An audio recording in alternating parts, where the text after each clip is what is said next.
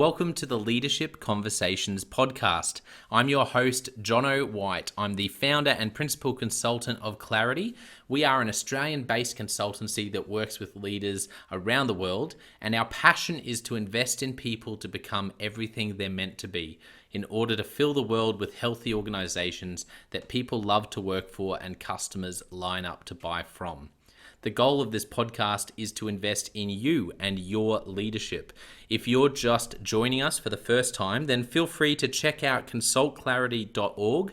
That's our website, consultclarity.org. We have so many free resources on there, the most popular being our 7 Questions on Leadership series. We've had more than 1,500 leaders from around the world in all different sectors give their in-depth answers on leadership, what books they love, what they found most challenging, the most meaningful stories, how they structure their time through the day. That's free, so go and check it out. And we'd love to interview you about your leadership. I believe you have advice from your experience, your context, and your life so far that is important and can help other leaders. It's also a great way to give back. It's free to get involved, and you can do so by going to consultclarity.org/7-questions-interest, or just Google consultclarity.org 7 questions interest and fill out the form that pops up. We have a free resource for you on our website. It's called Leadership Survival Guide. It's a 57-page ebook. It has interviews with 10 world-class leaders, and you can go to consultclarity.org. It's right at the top, and get that today. We also have a daily email that we send out to over 15,000 leaders, and that email contains the highlights, our best content from our podcasts, our blog, my book, the books that we're loving that are out there about leadership. It's also the best way to get access to our masterclasses and workshops before anyone else. And there's also exclusive and limited special options just for subscribers. And you can subscribe by going to consultclarity.org/subscribe. Now, my gift to you is to work incredibly hard to provide the best leadership content I can to invest in you and your leadership. So if you're finding our content helpful, if you find this podcast helpful, then your gift to me could be this. If you do find it helpful, then write a review or rate our content and make sure you subscribe or follow. I can't emphasize enough how helpful that is. It really does help us to get the word out there so we can invest in more leaders to become everything they're meant to be. It also means a lot to me personally when people like you and people in our community share our content on social media. So if you do that, then please do look for me, Jono White, to tag me, and look to tag Clarity on whatever platform you're on. And our team, including me, I'm always looking to see when people have mentioned us so that I can engage with you. And also we look at sharing content. So if you write something about something we've done, there's also a good chance we'll share that with our followers. So if you could do that, that is a massive, massive help as we try to invest in as many leaders as we can around the world. Last of all, you can check out my book about how to deal with difficult people even if you hate conflict. It's called Step Up or Step Out. It's available on Amazon. You can just look up Step Up or Step Out Jono White, or you can go to store.consultclarity.org/book and check it out there. I have coached leader after leader after leader, and in more than 50% of the sessions, this topic comes up. How do I deal with this person? I'm finding it really difficult, and I just want to find a way that doesn't blow up to just to have a difficult conversation, to lead them better. How do I do that? There's a 3-step process that I outline in this book that I believe can help you. Okay, let's get into today's episode of the Leadership Conversations podcast. Enjoy.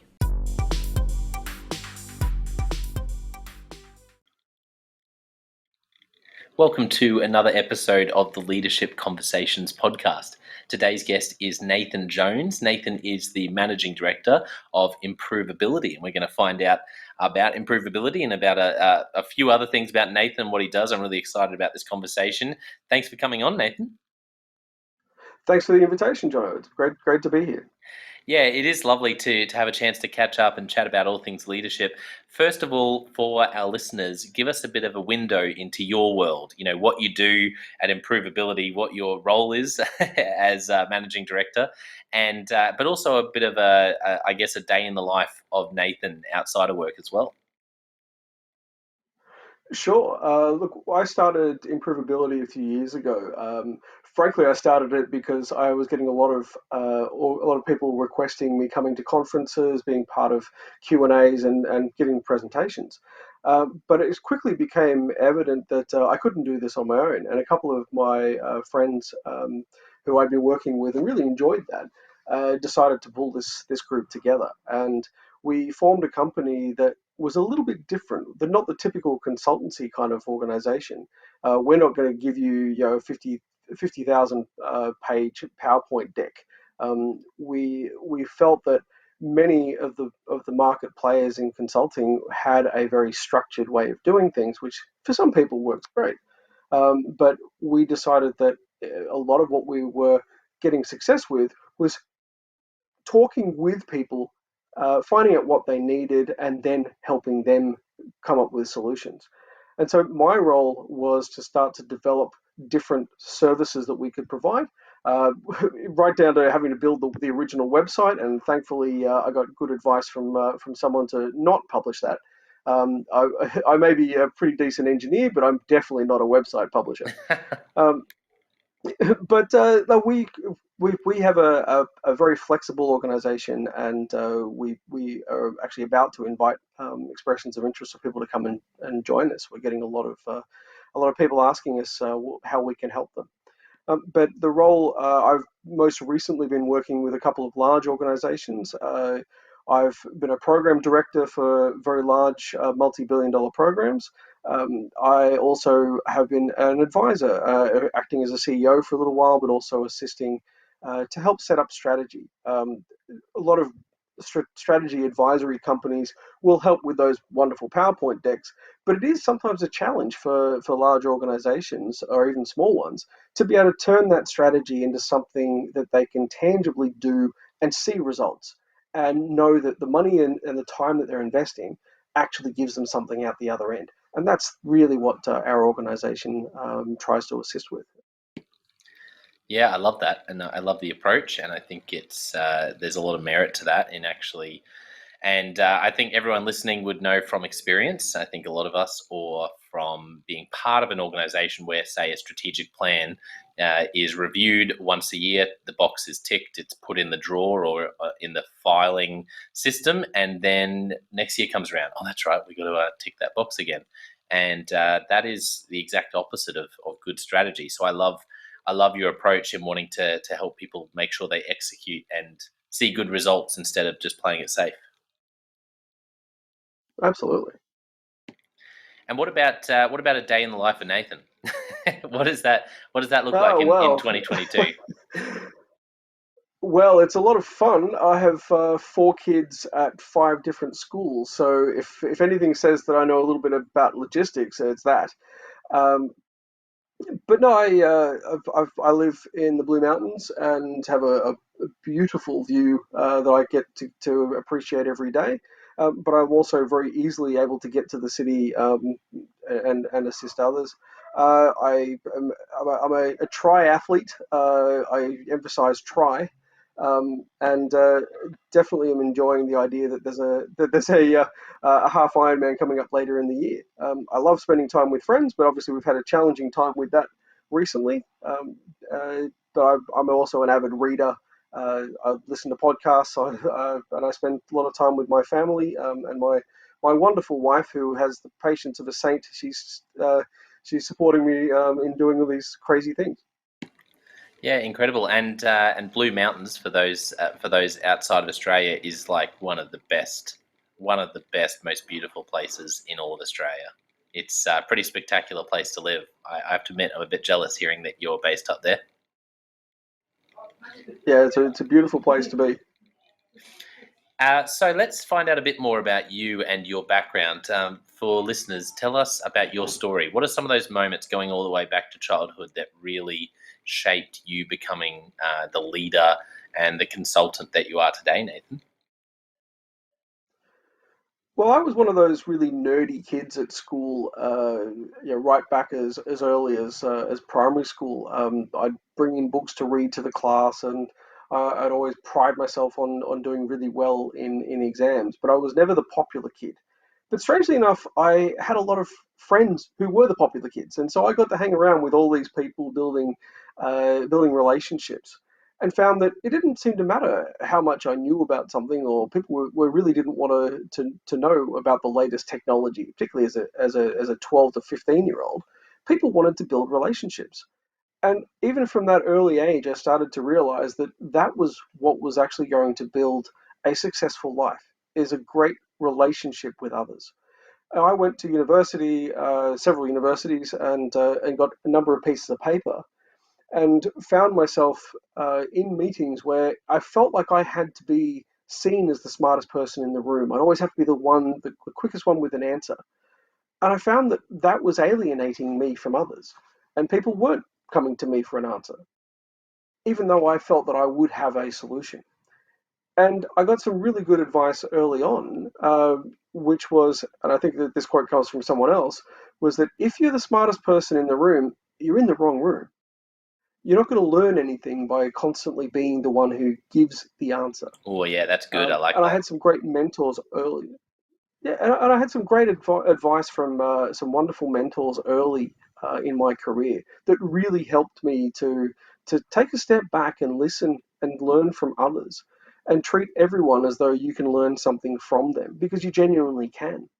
And if you, as a kid, would show respect to a teacher, then surely you, throughout your life, can show respect to others who can teach you something.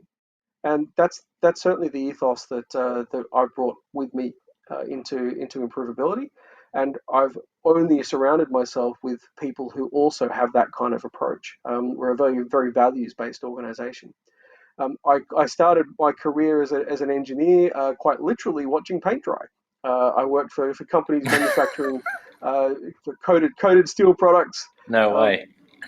um, yeah, so I'm that guy who when doing postgraduate studies was watching paint dry and then poking it with a stick. That was actually how I described what I did to others. But I got into organizations and found that there was always something that needed fixing. There was always one more thing that was creating frustration for others. And I just found a real passion for getting in and trying to solve that. I got a real buzz out of people seeing a better way, and often being able to tell me once we'd fixed it that, hey, it's always been that way. And I found that it was the relationship that you built with people through the process of change that made the difference. It made it stick. And that's what I've learned and carried forward. I've had some brilliant bits of advice. It's in particular from a general manager who we didn't get along to begin with, and I think it was because I was that arrogant kid still. And she took me aside and gave me a great piece of advice, which is, don't be trying to search for your next job. Do this one well, and opportunities will present themselves. And you never know what they are and when they'll come. And it's probably one of the most salient bits of advice I've had. And I've had so many opportunities to try things that I would never have considered, and have learned so much from so many people because of that advice. Don't try and climb a corporate ladder, because all you find is that there's just more ladder to climb. If you if you do the job you got in front of you well, and build good relationships with people and demonstrate value, then people will look to you for other opportunities to demonstrate new value, chances to learn. And that's where I found myself now. I get calls from people in industries that I'd never considered being in before, and suddenly I've been in most organizations and most industries. I even did rocket science for a while, and that wasn't rocket science. I think I only did that to be able to tell that joke. Yeah, But that's right. That's a good one. but it's been a wonderful career of trying new things because of having good mentors and realizing that it's not about the technical skills that you have in entirety. It's actually about building good relationships and being respectful with others. And being respectful doesn't always mean saying yes all the time. Respectful candor can often simply mean saying, "Look, I don't believe that's the right path to follow, and this is why." Yeah, I really like that idea of respectful candor. If you look back in your career and even growing up, are there any moments that really spring to mind that were pivotal for you where you saw someone lead exceptionally well through a tough situation? Or Yeah, I remember during my undergraduate course at university in engineering, I was fortunate to have a few scholarships, and one of the scholarship programs had me working at a manufacturing facility in Sydney. And that facility was being bought out by a joint venture between a Japanese organization and an American organization. And the cultural difference in how manufacturing problems were being approached between those three factions, the Australian, the Japanese, and the Americans, was palpable. It was quite challenging dealing with that environment. And I had a really good leader who took me aside and said, "Well, how would you approach this?" And my approach was to actually go to the production line, talk to the operators, talk to people who were right close to how things worked, and ask them and talk to them about the problem. How would they go about it? And we came up with solutions.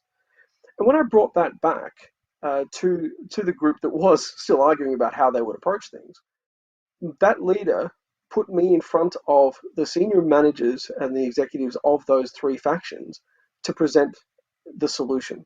He didn't present it as his solution, which would have been certainly in his interest to do so. He put me forward and gave me the opportunity to talk with senior executives and realize that actually senior executives are human just like anyone else. They've got to put their pants on one leg at a time. He taught me the respect that leaders put other people first. And I believe it was Jack Welch who said that early in your career, you focus on developing yourself. When you become a leader, you're focusing on developing others. And that's something that I've taken to heart. And it was that early moment that really taught me. and there is a cost to output. So I had another guest on the podcast talk about a quote. I can't remember exactly what it was, but about this idea. It was this sort of idea that sometimes to invest in others, you actually need to give them something that you could do better than them and faster than them, but you choose to still let them do it because exactly what you just said, your focus isn't on yourself or even on the immediate results. It's actually on investing in them. That's where you get the ultimate ROI, yes, for the business, but also in life. I think that's, you talk to anyone and their stories are always about people who invested in them. From a wonderful, wonderful lady who eventually became my wife, uh, that do that which only you can do. And if you do that, you're giving other people an opportunity Yeah. to develop new skills. And one of the things I've actually done with one organization was to demonstrate that ROI, that by teaching others to do something has a very short window of loss. Because yes, you could do things faster. You could do things supposedly more effectively. But if you taught three people to do that, then you're potentially going to have three others who can do that. Now you've got an opportunity to gain. You can go and do something else that adds value, knowing that others can take care of that activity. And that's something that really good leaders. Yeah, but I don't think it is. Anyway, I'll give Michael Hyatt the praise off the top of my head. But this idea of saying that when you identify something that you need to do more than once, just for an entrepreneur, even for those who are running a small business and you're not yet at a point where you have a team, if you can identify something and you're doing it more than once, then it's worth. I think the idea was it's worth investing up to 30 times the time it takes to do that one thing. So if it's a 5-minute task that you realize, oh, I'm actually having to do that once a week. Oh, I'm actually doing that once a fortnight. I didn't realize that that's something that's recurring. Then it's worth investing, 2.5 hours to find a way to either automate it or to hand it off. And I like that idea because I feel like those ratios, I don't know if it's exactly the same, but the ratios would be similar when it comes to investing in your people. Like if there's something that normally takes you X amount of time or effort, then exactly what you just said. The upside of training others is so significant because of how it frees you up, because of how it increases capacity of your people, because of how it takes your team to another level. all these things that are really abstract and hard to measure, but they show up in the bottom line. And it would have to be, I don't know what the number would be, but I like that idea of 30 times. Like invest 30 times the amount of doing it yourself to really let it go and get others trained up in it so that you can move to the things that only you can do. Oh, I couldn't agree more. I had an opportunity to be a trainer, certificate four in competitive manufacturing, which is an old way of describing Lean Six Sigma. And teaching other people to do things was just so satisfying for me. Mm. But I'd been trained at university. I'd done all these courses to get to be a Six Sigma Master Black Belt. And by teaching others and getting other people to have to go through those exercises, I'd often get questions that I'd never considered. The great question of, so why do you do that? Why would you do it that way? Often you get stumped because you go, well, because I always have. And I love when you get to that point because you know that that's probably not the most effective and most efficient way of doing things. But to have a new set of eyes, they're just the most valuable people in an organization. You've got the two most valuable and dangerous people in an organization. The new guy, because they don't really know enough yet to contribute all that much, except they're also extraordinarily valuable because they've got new eyes and they can question things. The person that's been there for 20 odd years Yes. is also both valuable and dangerous. They're valuable because they've got the experience to understand the context about what you're doing, how you're going about it. But they're often dangerous because they're the ones that have gotten into those habits of always doing things the same way. And one thing I've often described to directors and senior executives is to really consider when they turn around and tell me that there's someone who has 20 Of doing different things, not 1 year repeated 40 times. I'm massacring it, but it was that same idea that you just shared, and that it's so profound. And it's a really interesting way to look at it and say, wait, do they have 20 years experience, or do they have 1 year experience 20 times over, and are they just very much in a rut and can't see anything, because you know what it's like yeah, when it's all you've done for so long, it does make it hard to innovate. if they're caught up in that having to get the next big title or get to the next position up the ladder, they're often trying to replicate what they saw before instead of bringing Yeah. themselves and something new to that role. And with that comes a little bit of a problem for an organization because all you're trying to do is repeat someone else's work, but you don't have the context, you don't Mm. have the history. So you're trying to just do tasks. And so you end up with this almost hubris problem as a leader and an executive, where it's this Yeah. fallacy Yeah, that's right. of infallibility for a leader that's both replicated by those who are at the front lines of an organization and often with the executives. And so people are afraid to be a little bit vulnerable and to say, you know what, I've got no clue. Yeah, Can you help that's me? right. Um, and that I think is the sign of a good leader is actually to be able to say, you know what, can you help me because I don't have that answer, or can you explain it to me in smaller words because I'm clearly not getting it. And that is a leader because they're being able to go, well, you know what, I'm not the expert, Mm, you are. Help me know how to do this. I've had mm. described it to some people as you get a title and say Yeah, you're the true. general manager of projects. Does that suddenly give you all the skills and experience of being a project manager? It's just a title. A couple of those. Patrick Lencioni, I would say, is probably the one I give to people quite a lot. Two books in particular. Yes. Well, I must admit I've started listening to yours, Jono. But I also Mm, quite by sheer coincidence, I've been listening to The Motive, which is another Lencioni book, talking about why people become an executive. And it was interesting that he yeah. describes that as the book he wished he'd written first. Um, and the whole concept of being a servant leader as opposed to trying to get that title, and the title of a CEO or a director is in itself a Yep. reward. So that's something that I've definitely been listening to of late, going backwards and forwards over it. Our own podcast are actually about to release another season. Our first season was which is 110% improvability, and it's a very short we described it as a very short, almost coffee break kind of excerpt, just talking people through Oh management wow, jargon. yeah, What is that's what great. is a SWOT analysis? What are some of the issues you might face in project management? In fact, one of my daughters actually did an episode Yeah, I on love the that. challenges of being a primary school student in lockdown. Um, uh, my father did an episode on being a now retired quality manager and how has he seen things change over the years.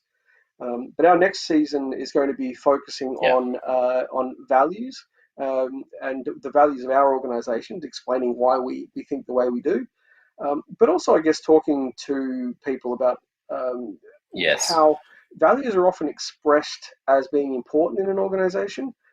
However, there are many Mm. organizations that don't really live to those values, Mm. and you end up with organizations then that don't have high degrees of psychological safety, where someone can challenge an executive and say, you know what, Mm. is that really in keeping with our values?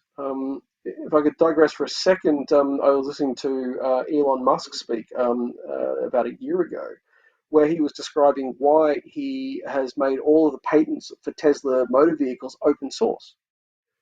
Um, and he describes it as simply that the values and the mission of his organization is actually to promote sustainability in the world, and he does that through the technology of vehicles.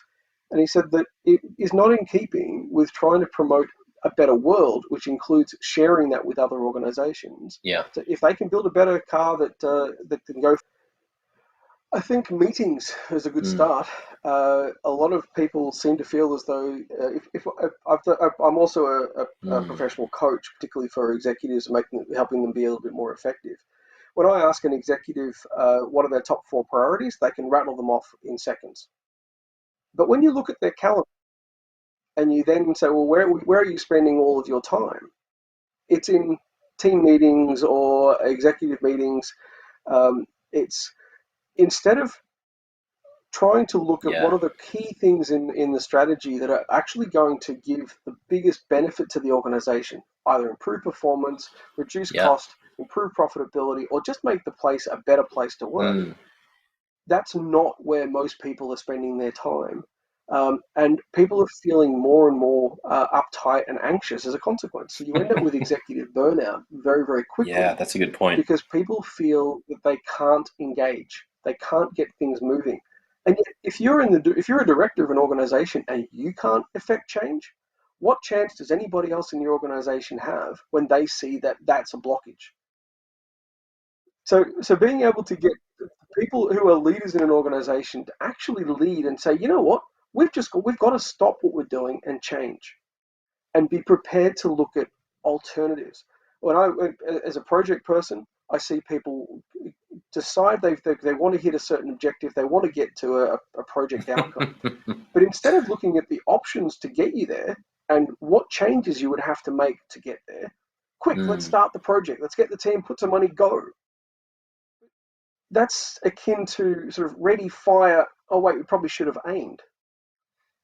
This is where we end up with a problem in most organizations is that you got people are so busy being busy they don't take the time to stop to think, well, should I be doing this at all? There's nothing more useless than doing something really efficiently, Yeah, that which really that's shouldn't be done at right. all. That's not my quote. I can't remember who it was, but I can't claim it.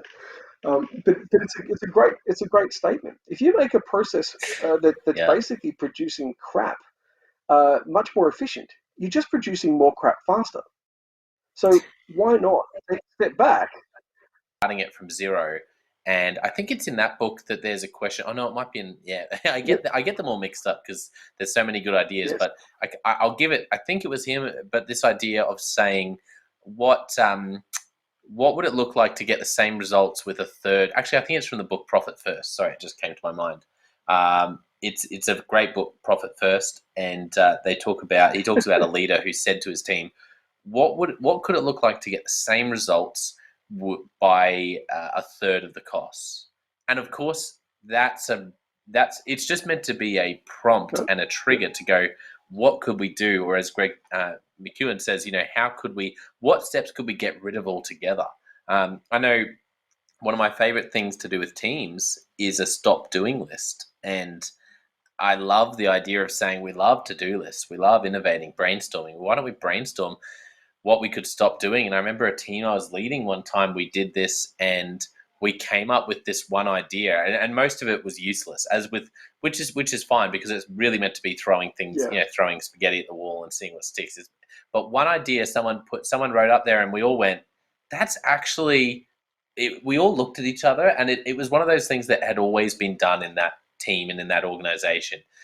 And we all looked at each other and went, why do we do that? That's like, we just hadn't considered not Sure. doing that. And when we did, we started asking, we were like, well, those people would be a little bit annoyed and it would stop bringing in that tiny bit of profit there. But apart from that, we realized everyone else probably wouldn't miss it at all. And it's a massive burn on our resources and time in particular. So we went through this process and we ended up cutting it, and it was amazing. It was just, so I think a stop doing list and actually just looking at projects and trying to get rid of steps altogether, starting them from scratch and going, what would be the simplest way to do this to get rid of all unnecessary steps? I mean, even just to be really transparent, that's something I've done recently in my own work with clarity. I was doing something and I tried it and I realized, you know what? It's working okay, but this other thing I'm doing at the same time is at least 10 times more effective.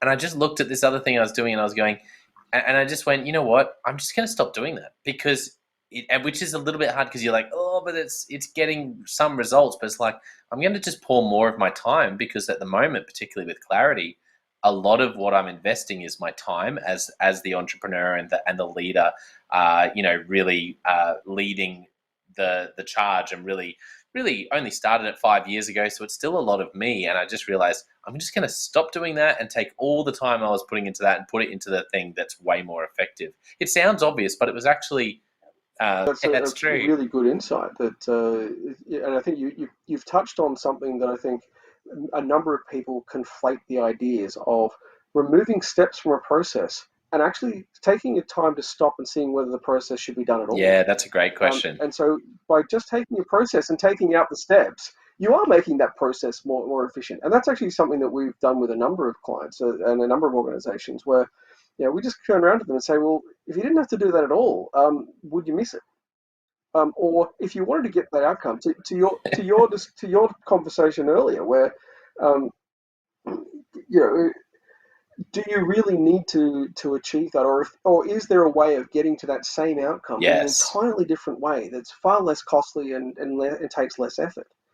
And people often don't do that because they have the same approach, and I find that approach often is your public sector organizations in Yeah. particular that will continually add what they consider to be more controls into a process.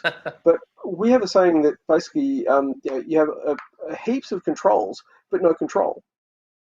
And so starting with the end in mind, the whole Stephen Covey Yeah. idea Yeah, you're of right. what are you trying to achieve and what are the various ways you can get there, um, is a far more effective way of being able to do things. And we find that the most useful tool in our arsenal is a room with a whiteboard and a whiteboard marker. It was such a Steve Jobs way of doing things. But and apologies to if I don't get it exactly right to those people who are big, sort of mega fans of the of Steve Jobs and what he did. But when he came back to Apple and things were really had gone south, and it was really a save the company sort of time when he initially came back, maybe late 90s or two. It was around then, late 90s, 2000, early 2000s when he came back into Apple, and I remember they had something like 3,000 projects. It was they had, in the time that he hadn't been there, they just started exploring everything. And of course, there'd be lots of arguments for that, right? But what he did, knowing that they had to make changes so fast, is he would have people coming through um, and they would sort of give an update and present on a project that they were doing. And we're talking, I think, in like minutes or maybe dozens of minutes, maybe an hour, and they're presenting to him. And there's once again dozens, maybe 100 people on some of the bigger projects, and he would look at it with his team, And just the story that Walter Isaacson tells of how some of these people reflect, going, yeah, so we've been working on this for years, sunk all this money into it, and an hour or even less with Steve Jobs, and he'd say, no, this is, sorry, we're cutting this. And they just cut and they cut and they cut. And of course, now it seems like common sense, but you've got to remember at the time they went from and I think it was they really, and of course there's a horrible side of it as well, because a lot of people lost their jobs. Saying, okay, how can we make that project more effective? He just cut them and said, this is what we need to focus on. What eventually would become the iPod and the the iPhone and the iPad, and that's what they worked on. And the the iMac and the MacBooks and all those things that really you can only rattle off. There'd be less than 10 that they're really well known for.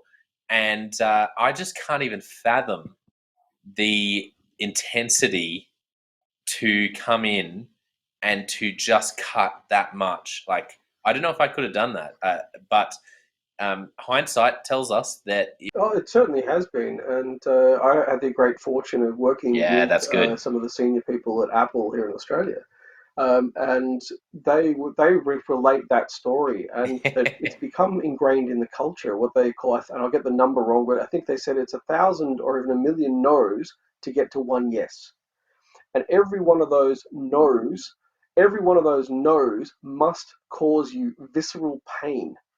It can't just be a throwaway no. And so what you end up with is people who are so passionately and emotionally invested in an idea, getting that idea that you're told, no, we're not going to continue. And the culture of Apple is to build resilience in people as well. They've invested in people Mm. to know that when you're saying no, it's not that your value as an individual is somehow diminished. It's simply that I respect you so much that we're going to compare what you're doing with somebody else. Found No. some of the stories of his quirky, and just like I love that side of leadership. Like, we all love going, oh, he was such a great leader, but then you just read and he was strange. Like, he did strange things, and he definitely wasn't perfect, but I just found the way he thought and led so, at times, so hilarious and brilliant. That book is just, oh man, it's fantastic. This is we could talk for so long about that, but I just, Oh, there are so many good opportunities to think of things I've learned in the past. But I think it's so. I'll actually almost try and quote Steve Jobs here, but surround yourself with really good people and help get the obstacles out of their way, and that might include yourself.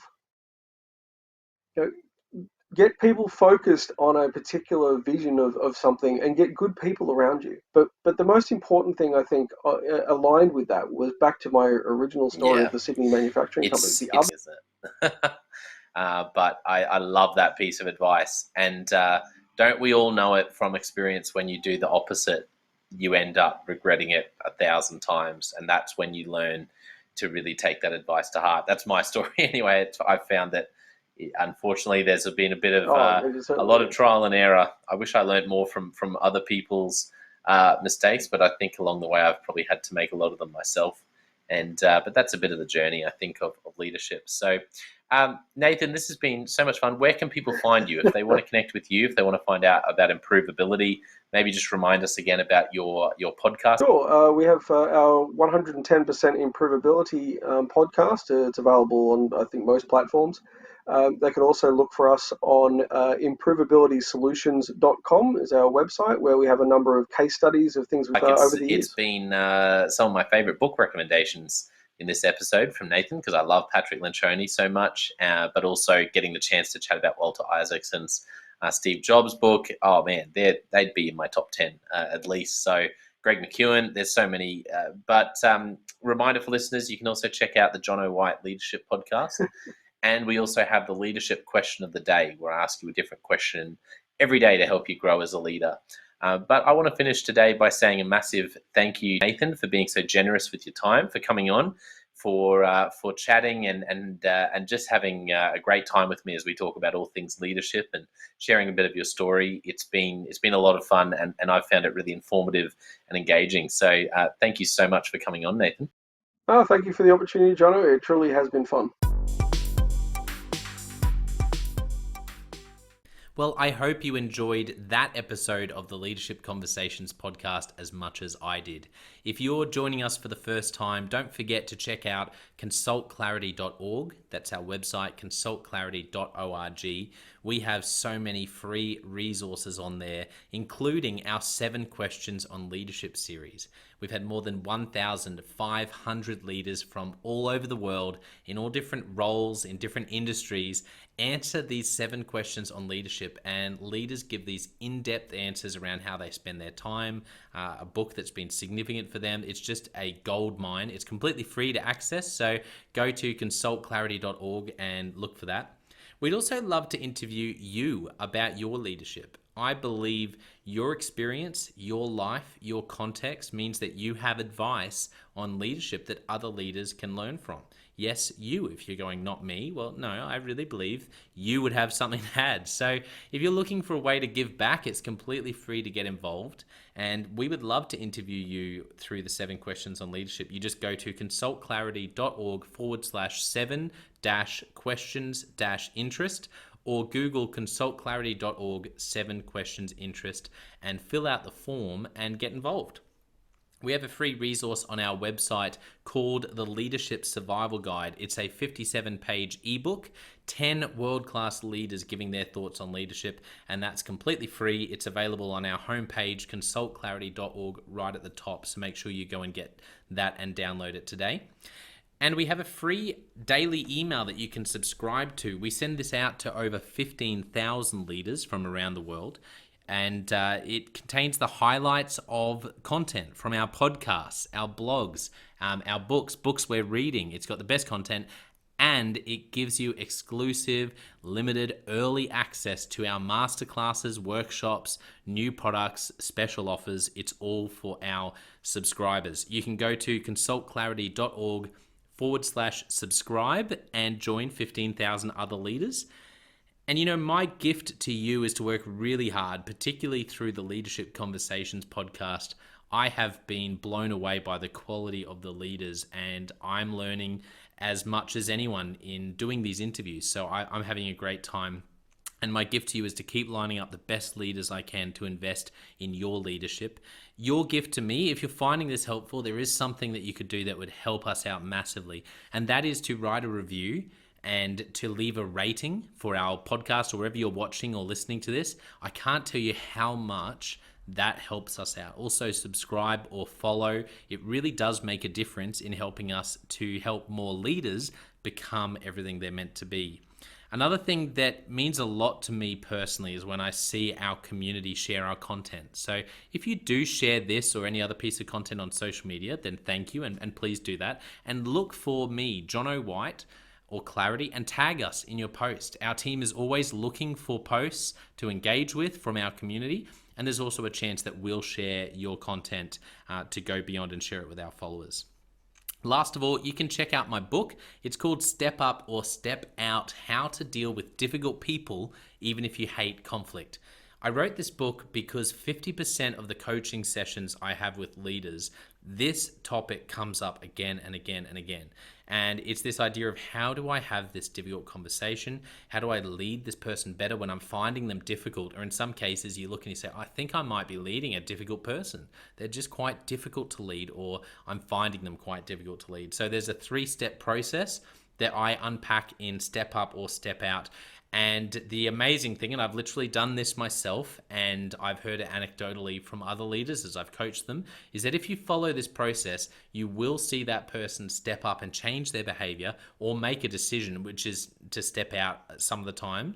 95% of the time, people will step up or step out in just 4 weeks. And I stand by that. It's you have to read the book to understand, but I really do believe in it, and I've experienced it firsthand. It works.